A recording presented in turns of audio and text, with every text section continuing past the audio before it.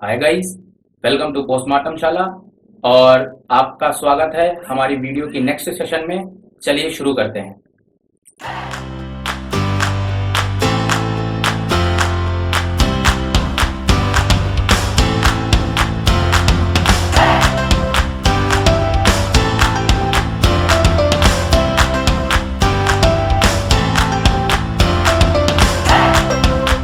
तो अब हमारा जो नेक्स्ट टॉपिक है जो हमको स्टडी करना है वो है फिजिक्स और व्हाई फिजिक्स इज डिफिकल्ट। तो ये क्वेश्चन ज़्यादातर लोगों को डाउट आता है कि यार व्हाई फिजिक्स इज डिफिकल्ट। तो और ये जनरल क्वेश्चन भी है कि अगर आप बहुत से लोगों से बात करोगे कि जैसे आपने मल्टीपल लोग सेलेक्ट कर लिए और उनसे आप पूछोगे कि भाई तेरे को सबसे ज़्यादा डर किस सब्जेक्ट से लगता है, तो वो बोलेगा कि भाई मेरे को फिजिक्स सब्जेक्ट से सबसे ज़्यादा डर लगता है। अब ऐसा क्यों है, फिजिक्स समझ में क्यों नहीं आती है, इसका मैं आपको लॉजिकल आंसर मैं आपको बताऊंगा। और आप इसको डाइजेस्ट भी कर पाओगे अच्छे से कि ये क्वेश्चन, इस क्वेश्चन का आंसर क्यों है, क्योंकि व्हाई फिजिक्स इज डिफिकल्ट। तो इसका रीजन जानने के लिए इसका भी हम पोस्टमार्टम करेंगे कि फिजिक्स डिफिकल्ट क्यों है। ठीक है, इसको जानने की कोशिश हम करेंगे। तो सबसे पहले मैं बात करता हूँ फिजिक्स, व्हाट इज फिजिक्स। तो अभी इससे पहले जो हमने फंडामेंटल साइंस के बारे में कुछ स्टडी किया, उससे ये पता चला कि भैया physics is the study of natural natural laws और प्रोसेसेस, नेचुरल लॉज या नेचुरल प्रोसेसेस। ठीक है, for example for example mechanism mechanism of mechanism of water cycle. ठीक है, तो मैकेनिज्म ऑफ वाटर साइकिल में अगर आप बात करें कि भाई बारिश जब होती है तो वो नीचे क्यों होती है, भाई ऊपर की तरफ बारिश क्यों नहीं होती। तो इसका जवाब यही है कि भाई बिकॉज ऑफ ग्रेविटी। क्यों? क्योंकि अगर ग्रेविटी नहीं होगी तो जाहिर सी बात है जो वाटर ड्रॉपलेट्स हैं वो नीचे नहीं गिरेंगी। अब जाहिर सी बात है कोई ये तो बोलेगा नहीं कि भाई स्पेस में बारिश होती है कि नहीं होती, जाहिर सी बात है स्पेस में बारिश नहीं होती है। तो यही रीजन है। तो मैं ये बोल सकता हूँ कि physics is the study of natural laws और processes, for example mechanism of water cycle. Okay, और जहां पे भी वर्ड मैंने ये लगा दिया मैकेनिज्म, जहां भी मैंने ये वर्ड लगा दिया मैकेनिज्म, इसका मतलब हम वाटर साइकिल क्या है इस पे कम इंटरेस्टेड होंगे, लेकिन वाटर साइकिल काम कैसे करते हैं हम इस पे ज्यादा इंटरेस्टेड होंगे। और ये जो बात फैक्ट्स को पता करने की बात है ये मैंने नहीं बोली, ठीक है, ये एल्बर्ट आइंस्टीन ने बोली थी। और एल्बर्ट आइंस्टीन से जब एक बार क्वेश्चन पूछा गया था क्लास में कि भाई ये बताओ हिस्ट्री में जब वर्ल्ड वॉर हुआ था तो वो लोग मारे क्यों गए थे, वो सैनिक मारे गए थे, कितने सैनिक मारे गए थे, वगैरह वगैरह, ये क्वेश्चन पूछा उनके टीचर ने। तो उन्होंने जवाब दिया कि I am not interested in knowing the number rather than I am interested in knowing why they were killed। तो रीजन यही है कि अगर फिजिक्स की जब आप बात करें तो फिजिक्स मेजरली इस बारे में बात करता है कि हमें किस तरीके से कोई प्रोसेस काम करता है या कैसे वो चीजें होती हैं, इसके कंप्लीट डिटेल। और फिर हमने कहा भी है, हमारे चैनल का नाम भी है पोस्टमार्टम शाला। तो हम जब भी चीज मैकेनिज्म की आएगी या कभी कि ये चीज काम कैसे करती है, तो इसके बिहाफ पे हम बात किस पे करेंगे, हम बात करेंगे उसके मैकेनिज्म की, राइट। चलिए, तो अब हम चलते हैं अपने सेकंड क्वेश्चन पे। और वो सेकंड क्वेश्चन है why physics is difficult. Why physics is difficult. तो इस चीज को जरा आपको ध्यान से समझना है और मैं इसका आपको लॉजिक भी बताता हूँ कि फिजिक्स डिफिकल्ट क्यों है। तो बहुत देखिए इसका फिजिक्स का डिफिकल्ट क्यों है, जरा ध्यान से समझिएगा। आपने हिंदी सब्जेक्ट तो पढ़ा ही होगा, राइट। हिंदी सब्जेक्ट पढ़ा है ना। हिंदी में एक टॉपिक था एक टॉपिक था स्त्रीलिंग और पुल्लिंग, यानी जितनी भी चीजें मेल होती थी हम उन्हें पुल्लिंग कहते थे, और जितनी भी चीजें फीमेल रिप्रेजेंट करती थी हम उन्हें स्त्रीलिंग कहते थे। तो अगर आप ध्यान से इस बात को समझें, अगर हम बात करें बायोलॉजी की, राइट, अगर हम बात करते हैं बायोलॉजी की, तो बायोलॉजी का हिंदी नेम क्या होता है? हिंदी नेम होता है जीव विज्ञान, राइट, जीव विज्ञान, biology, because it is a science related to living organisms, right. तो हम इसे कहते हैं जीव विज्ञान। चलिए, अब हम बात करते हैं केमिस्ट्री की, राइट, केमिस्ट्री की। तो केमिस्ट्री का मतलब क्या होता है? रसायन, राइट, रसायन, पता नहीं यही स्पेलिंग है, जो भी हो, रसायन, राइट। अब बात करते हैं मैथ्स की, ओके। अच्छा, जब बात मैथ्स और फिजिक्स की जाती है ना, मैथ्स और फिजिक्स की, तो ये दोनों पैरेलल चलती हैं, ठीक है, मैथ्स और फिजिक्स पैरेलल चलती है। और ये जो मैथ्स और फिजिक्स है ना, मैथ्स और फिजिक्स है, इसमें भी बड़ा कंपटीशन चलता है कि भाई भाई बहुत से लोग कहते हैं नहीं भाई मैथ्स डिफिकल्ट है, बहुत से लोग कहते हैं फिजिक्स डिफिकल्ट है। लेकिन माय डियर फ्रेंड्स, मैं आपको एक बात बता दूं, मैथमेटिक्स में आपको अगर फॉर्मूला पता है तो आप शायद उसका क्वेश्चन लगा सकते हैं, क्योंकि मैथ में कुछ चैप्टर्स ऐसे भी होते हैं जो डायरेक्ट फॉर्मूला बेस्ड होते हैं। लेकिन माय डियर फ्रेंड्स, फिजिक्स में कोई भी चैप्टर, आप कोई भी न्यूमेरिकल बिना कंसेप्चुअल स्टडी करे बगैर सॉल्व ही नहीं कर सकते, ठीक है। तो अगर मैं बात मैथ्स की करता हूं, तो मैथ्स का हिंदी का नाम बताइए। तो मैथ्स का हिंदी का नाम है, मैथ्स का हिंदी का नाम है गणित, गणित, राइट, गणित है। अब फिजिक्स का नाम क्या है बॉस?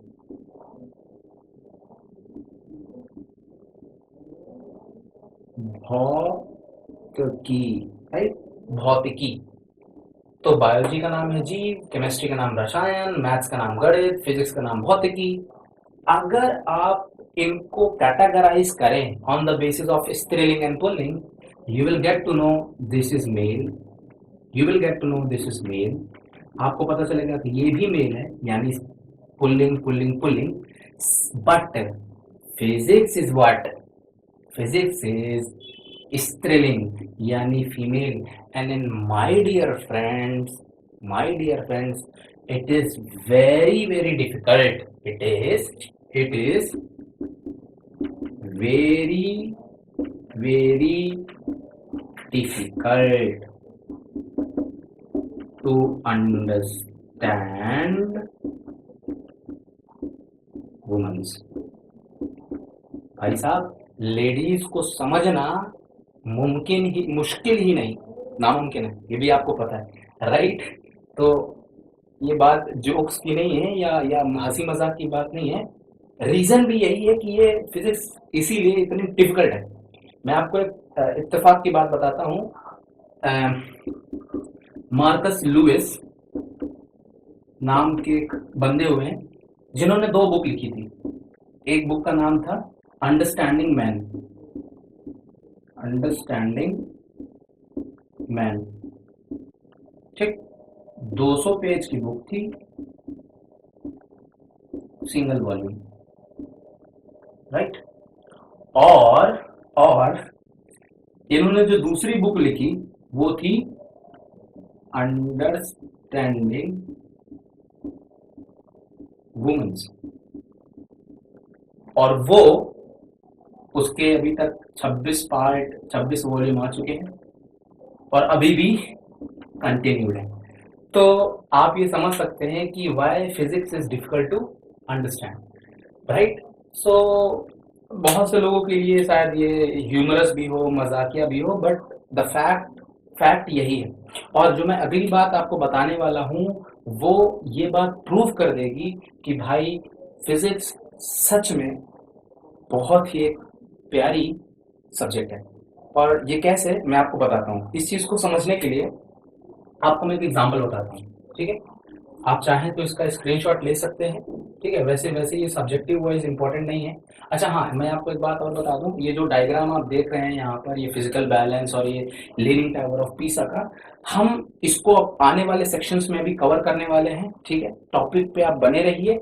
और अब हम चलते हैं अपने नेक्स्ट टॉपिक की तरफ।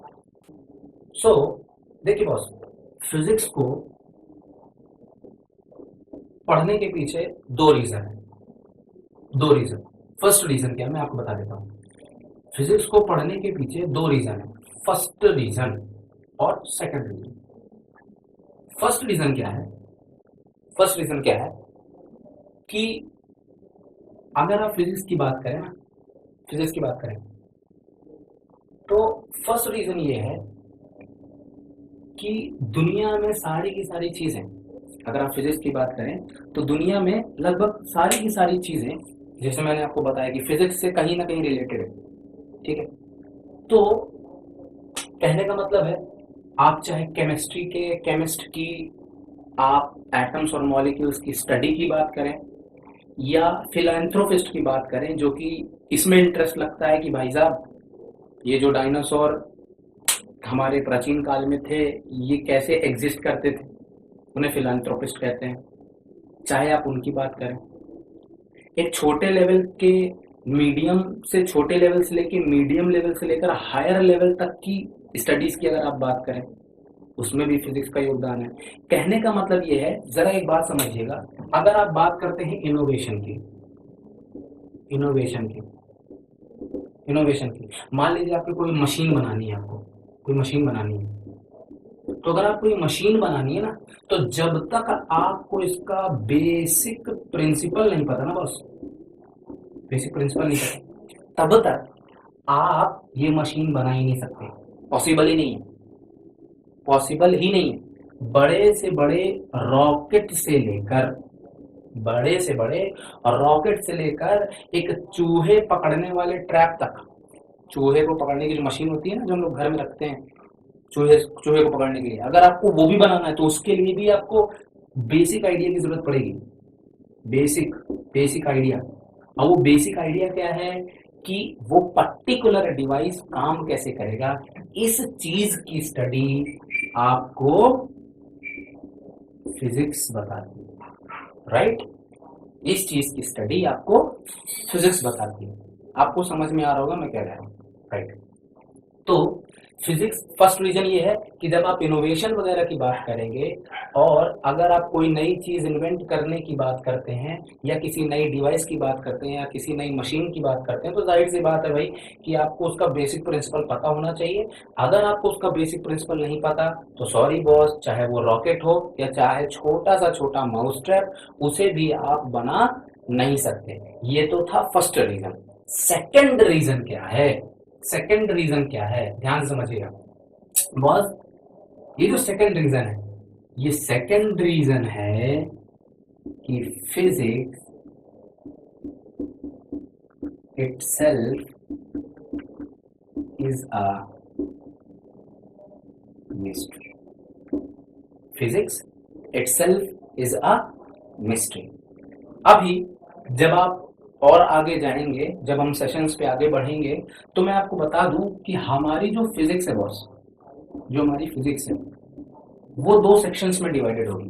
पहली जो फिजिक्स है का नाम है, उसका नाम है क्लासिकल फिजिक्स, क्लासिकल फिजिक्स।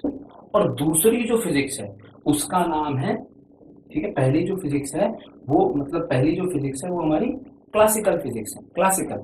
और दूसरी जो फिजिक्स है वो है हमारी क्वांटम फिजिक्स, ठीक है। अब असल पर है क्या, फिजिक्स के दो सेक्शन बनाए गए हैं, और ये दो सेक्शन कौन से, जरा ध्यान से समझिएगा। क्लासिकल फिजिक्स वो फिजिक्स है जो न्यूटन साहब ने लिखी, जो न्यूटन साहब ने लिखी थी। और जो फिजिक्स हम न्यूटन के लिए पढ़ेंगे वो तो क्लासिकल फिजिक्स है। यानी क्लास 11 प्लस क्लास 12 का जितना भी पार्ट है वो क्लासिकल फिजिक्स का पार्ट है, क्लासिकल फिजिक्स का पार्ट है। लेकिन जो हम बहुत सी ऐसी थियरीज होंगी जो यहाँ पे एप्लीकेबल नहीं होंगी, लेकिन एडवांस लेवल पे वो और ज्यादा डीप होंगी, यानी और ज्यादा कॉम्प्लेक्स होंगी। सच टाइप ऑफ टर्मिनोलॉजी या such type of concept you will get in quantum mechanics. और ये क्वांटम मैकेनिक्स के जनक कौन है? ये है, तो आइंस्टीन साहब ही वो बंदे हैं जिन्होंने ये क्वांटम मैकेनिक्स को जनरेट किया, राइट। सो आपकी जो फिजिक्स है क्लास 11-12 की, उसको बाइफरकेट करके दो पार्ट में तोड़ा गया है, जिसका नाम है क्लासिकल फिजिक्स और क्वांटम फिजिक्स। क्वांटम फिजिक्स में कौन से टॉपिक आते हैं वो हम बाद में डिटेल में स्टडी करेंगे, लेकिन अभी हमको जो स्टडी करना है वो क्लासिकल फिजिक्स का पार्ट होगा। ओके, तो मैं पॉइंट नंबर 2 को एक्सप्लेन कर रहा था। तो पॉइंट नंबर टू में जो समझने वाली बात ये है, वो ये है बॉस, कि पॉइंट नंबर 2 में हमने फिजिक्स के बारे में बताया था, और यहाँ पे मैंने मेंशन किया भैया कि फिजिक्स अपने आप में एक मिस्ट्री है। अब ये मिस्ट्री क्यों है? देख, जब आप बात फिजिक्स की करते हैं ना, तो फिजिक्स कभी आपको मिस्ट्री लगेगी, या इसकी जो स्टडी है कभी कभी वो आपको एक एडवेंचर लगेगा। मतलब ये है कि इसका नेचर किस तरह का है ये आपको खुद ही नहीं समझ में आएगा, और मैं ऐसा बोल रहा हूं ये भी आपको समझ में आ जाएगा। देखिए, कभी कभी क्या होगा ना, आप जब फिजिक्स पढ़ने बैठोगे ना तो ये आपको बहुत इंटरेस्टिंग लगेगी, कभी कभी आपको ये बहुत ज्यादा इंटरेस्टिंग लगेगी, कभी कभी कभी कभी ये आपको चैलेंजिंग लगेगी, ठीक है, कभी कभी आपको चैलेंजिंग लगेगी, कभी कभी आपको फ्रस्ट्रेट भी कर देगी, कभी कभी इनफैक्ट ये बहुत पेनफुल भी है बॉस भैया, बड़ी तकलीफ देती है ये। कभी कभी न्यूमेरिकल में फंस जाओ और जब सवाल ना लगे और सही कंसेप्ट ना पता हो तो बड़ी तकलीफ देती है। पांचवा, भाई साहब, लेकिन अगर आपको वो कंसेप्ट समझ में आ गया तो ये आपको बहुत ही सेटिस्फैक्ट्री लगेगी। और जिस दिन आपको ये सेटिस्फैक्शन आ गया बॉस, आपको फिजिक्स से लव हो जाएगा। तो भाई साहब, आपको क्या करना है? You have to fall in love with physics, ठीक है। और सबसे बड़ी बात तो ये है कि फिजिक्स, भाई साहब आपको पता भी है, physics is a female, so it is better to fall in love with a female rather than falling in love with males. You know why, right? So carry on with the part of interesting, challenging, frustrating, painful and satisfactory. Later on आपको समझ में आएगा कि physics का nature किस तरीके का है, फिजिक्स क्या मांगती है, फिजिक्स को किस चीज के लिए जरूरत है, फिजिक्स की क्या क्या रिक्वायरमेंट्स हैं, उन सब चीजों के बारे में हम डिटेल में स्टडी करेंगे। उम्मीद है अभी तक आपको ये समझ में आ गया होगा फिजिक्स क्या है, फिजिक्स को डिफिकल्ट क्यों कहा जाता है, और साथ ही साथ फिजिक्स के दो बड़े रीजन क्या हैं जो फिजिक्स को सब अदर सब्जेक्ट से इसको ये अलग बनाती है, राइट। सो फ्रेंड्स, अब हमारा जो नेक्स्ट टॉपिक है वो है नेचर ऑफ फिजिक्स। तो बॉस, जब आप नेचर ऑफ फिजिक्स की बात करेंगे ना, तो आपको पता होगा कि जैसे कि हमको पता है कि जिससे हमारे पास केमिस्ट्री है, तो केमिस्ट्री अपने आप में एक सब्जेक्ट है, राइट, सब्जेक्ट है, ठीक। और इसकी जो स्टडी है उसे कौन स्टडी करता है? उसको स्टडी करता है केमिस्ट। भाई देखिए, आप कहोगे भैया हम कहाँ केमिस्ट हैं, हम तो पढ़ रहे हैं ना केमिस्ट्री हमारे क्लास 11 के सिलेबस में। भाई साहब देखिए, आप केमिस्ट्री पढ़ रहे हैं, आप केमिस्ट्री क्यों पढ़ रहे हैं? क्योंकि हो सकता है आप में से कुछ लोग भविष्य में केमिस्ट बन जाए, समझ रहे हैं? तो आपको एक एलिमेंट्री आइडिया तो होना चाहिए ना केमिस्ट्री का। तो कहीं ना कहीं, जैसा कि मैंने स्टार्टिंग में फर्स्ट पॉइंट में आपको बताया था कि आप में से बहुत से लोग ऐसे होंगे जो इनोवेटर बनेंगे, या आप कुछ ना कुछ नया इनोवेशन करना चाहते होंगे। सिमिलरली फिजिक्स की स्टडी वाले बंदे को क्या कहा जाता है? फिजिसिस्ट। कहने का मतलब ये है कि बॉस, जो फिजिक्स की स्टडी करेगा उसे हम फिजिसिस्ट कहेंगे बॉस, फिजिसिस्ट कहेंगे, राइट। तो जो बंदा फिजिक्स पढ़ेगा वो फिजिसिस्ट बनेगा। तो आपको ये समझ में आ गया कि भाई जो फिजिक्स को स्टडी करता है बड़ी डीपली वो फिजिसिस्ट होता है। अब दिमाग में क्वेश्चन आया कि यार साइंटिस्ट, इंजीनियर्स, ये सब कौन है? भाई साहब ये कुछ नहीं, ये अपने आप में फिजिसिस्ट है। अब इन फिजिसिस्ट का अपना अलग अलग क्लासिफिकेशन है, जैसे कोई इंजीनियर हो गया, कोई साइंटिस्ट हो गया, लेकिन ये कहीं ना कहीं इसी चीज को स्टडी करते हैं। समझ में आ रही बात? तो अब मुद्दे वाली बात क्या है, समझने वाली बात, कि मैं यहाँ पर एक वर्ड यूज करने वाला हूँ जिसका नाम है फिजिसिस्ट। तो होता क्या है कि अगर आपको फिजिक्स का नेचर समझना है तो फिजिक्स का नेचर समझने के लिए आपको एक बहुत इंपॉर्टेंट चीज, बहुत बहुत लीनियंट सी बात है जो आपको समझनी है। वो क्या है कि जो फिजिक्स है, ठीक है, वो भाई वो तो नेचर का स्टडी है। और अगर आप फिजिक्स की बात करें, ये केमिस्ट्री की बात करें या बायोलॉजी की बात करें, किसी की भी बात करें, ये तीनों की तीनों चीजें ये फंडामेंटल साइंस का पार्ट है। किसका पार्ट है? फंडामेंटल साइंस का पार्ट है, राइट? फंडामेंटल साइंस का पार्ट। अब फंडामेंटल साइंस में एक बहुत इंपॉर्टेंट चीज होती है जिसको बोला जाता है एक्सपेरिमेंट। एक्सपेरिमेंट। बाकी सारी साइंस में क्या होता है, उसमें थियरीज होती हैं, फैक्ट्स होते हैं, फिगर्स होते हैं, बट आपको याद रखना होगा कि भाई फंडामेंटल साइंस में सबसे पहले एक्सपेरिमेंट किया जाता है, उसका जो कंक्लूजन आता है, उसका जो ऑब्जर्वेशन आता है, वो ही सारी चीजें आगे जाकर थियरी, फैक्ट्स,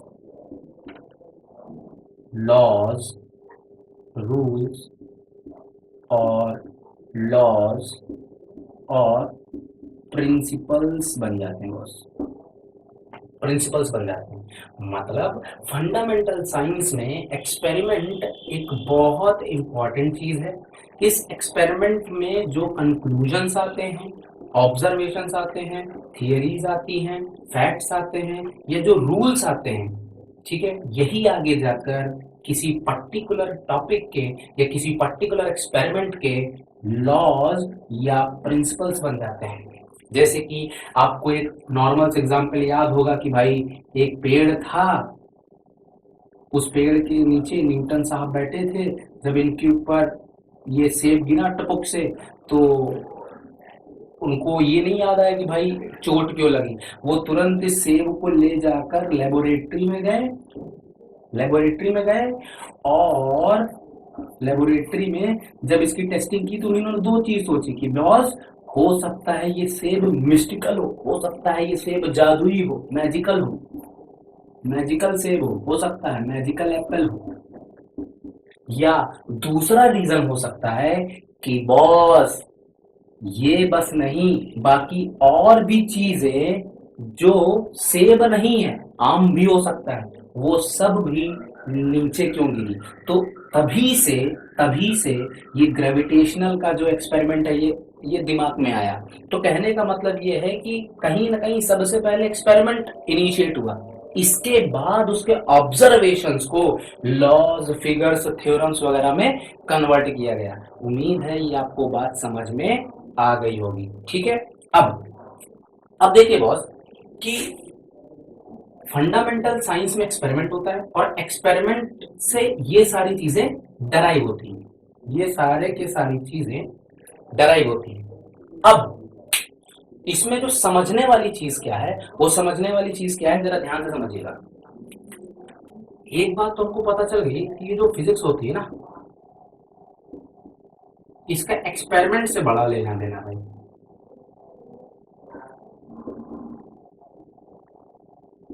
एक्सपेरिमेंट से बड़ा लेना देना है। इसका मतलब मैं ये कह सकता हूं कि physics is a experimental science. तो गलत तो नहीं बॉस भाई? अगर मैं बोल रहा हूं कि फिजिक्स का एक्सपेरिमेंट से लेना देना है तो physics is an experimental science in general sense. Chemistry is also experimental science. Similarly, biology is an experimental science. In case of fundamental science, general idea, अगर आप फंडामेंटल साइंस के जनरल आइडिया की बात करें तो फिजिक्स, केमिस्ट्री, बायोलॉजी ये सारे के सारे एक्सपेरिमेंटल साइंस से ताल्लुकात रखते हैं। ठीक, अब देखिए ध्यान से आपको एक चीज समझनी है, और वो समझना क्या है कि बॉस फिजिक्स एक्सपेरिमेंट से रिलेटेड है, और ये एक्सपेरिमेंट नेचर से डराइव होते हैं। किससे डराइव होते हैं? नेचर से डराइव होते हैं।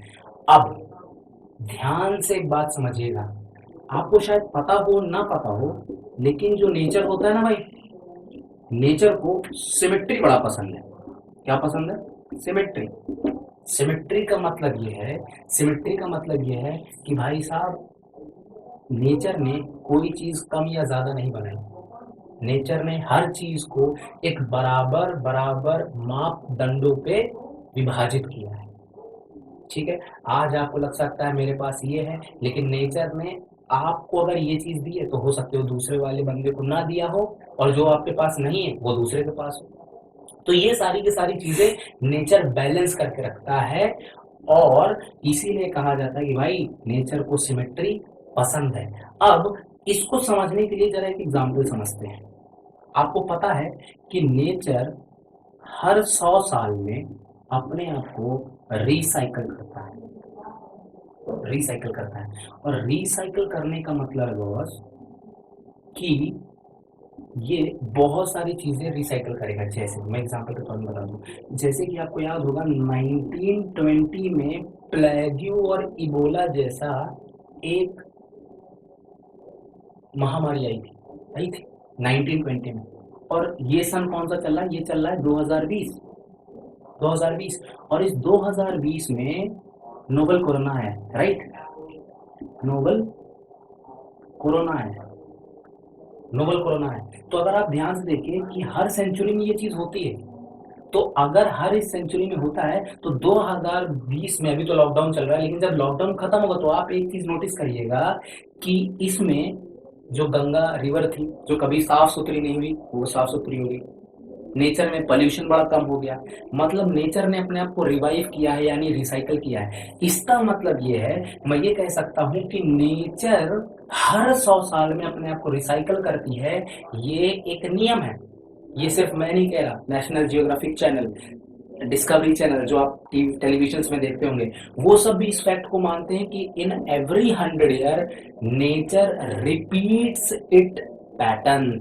मतलब नेचर का अपना एक पैटर्न है, और उस पैटर्न को स्टडी करना, यानी नेचर हर चीज का एक साइकिल क्रिएट करता है।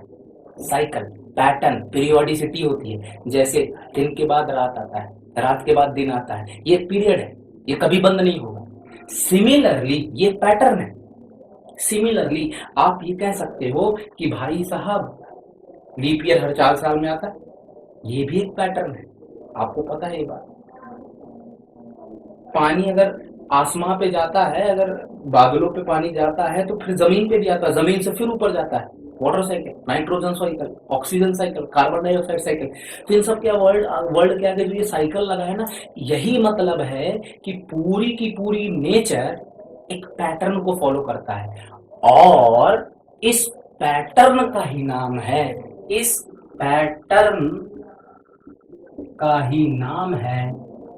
Physical phenomena. इसी पैटर्न का नाम है फिजिकल फिनोमिना। दुनिया में जितनी भी नेचुरल चीजें एक पैटर्न को फॉलो करती हैं, वो पक्का ना पक्का एक फिजिकल फिनोमिना होगा, और इसी फिजिकल फिनोमिना की स्टडी का नाम ही फिजिक्स है। और इस फिजिक्स को स्टडी कौन करता है? Boss, physicist. उम्मीद है ये बात आपको समझ में आ गई होगी। मैं फिर से एक बार रिवाइज करा देता हूँ कि भाई फिजिक्स एक एक्सपेरिमेंटल साइंस है। क्योंकि फिजिक्स एक फंडामेंटल साइंस है, तो सारी फंडामेंटल साइंसेस, चाहे वो केमिस्ट्री हो, चाहे वो बायोलॉजी हो, वो सारी की सारी एक्सपेरिमेंटल साइंस को और फॉलो करती हैं। और एक्सपेरिमेंट में थियरी या फैक्ट या फिगर पहले नहीं लिखे जाते हैं, पहले एक्सपेरिमेंट परफॉर्म किए जाते हैं। एक्सपेरिमेंट जब सक्सेसफुल हो जाता है या फेल होता है, जो भी होता है, उससे कुछ ऑब्जर्वेशंस आते हैं। उन ऑब्जर्वेशंस से रिलेटेड जो कंक्लूजन्स होते हैं, उनसे कुछ प्रिंसिपल्स बनाए जाते हैं, उनसे कुछ लॉज बनाए जाते हैं, और वही सारी चीज़ें जाकर आगे थियरी में कन्वर्ट हो जाती हैं। अब हमने ये भी पता लगाया कि फिजिक्स क्योंकि एक एक्सपेरिमेंटल साइंस है, फिजिक्स का नेचर से बहुत लेना देना है, और नेचर को सिमेट्री पसंद है। तो क्योंकि नेचर को सिमेट्री पसंद है, इस पर्टिकुलर सिमेट्री को जब आप टाइम के साथ कैलकुलेट करते हैं तो आपको पता चलता है कि ये जो नेचर की जो सिमेट्री है, नेचर पर्टिकुलर पैटर्न को फॉलो करता है। इन्हीं पर्टिकुलर नेचर के पैटर्न को हम फिजिकल फिनोमिना कहते हैं, और इन्हीं फिजिकल फिनोमिना का स्टडी फिजिक्स कहलाता है। और इस फिजिक्स को स्टडी कौन करता है बॉस? फिजिसिस्ट। Clear right? मुझे उम्मीद है आपको ये बात समझ में आ गई होगी। तो अभी तक हम लोगों ने कौन कौन से टॉपिक पढ़े?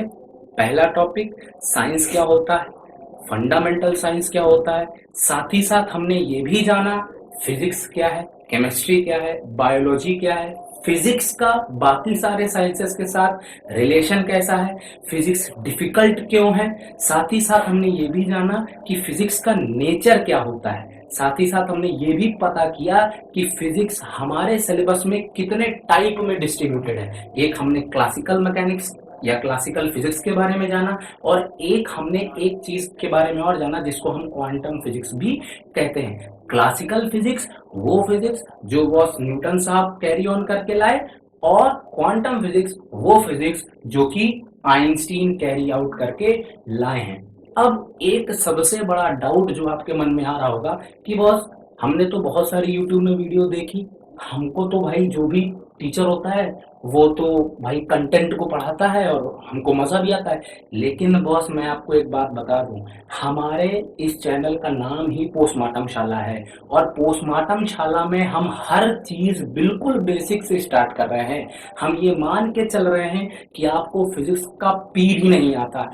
और भाई साहब मेरी इस बात पे गारंटी रखिए कि अगर आप इस चैनल को फॉलो करते जाएंगे, मैं एक एक चीज़ कंप्लीटली डिटेल में आपको पढ़ाऊंगा। और ये जितनी भी चीज़ें मैंने आपको बोली हैं, ये आपकी एनसीईआरटी बुक के first chapter what is science and what is physics के चैप्टर में दिया हुआ है।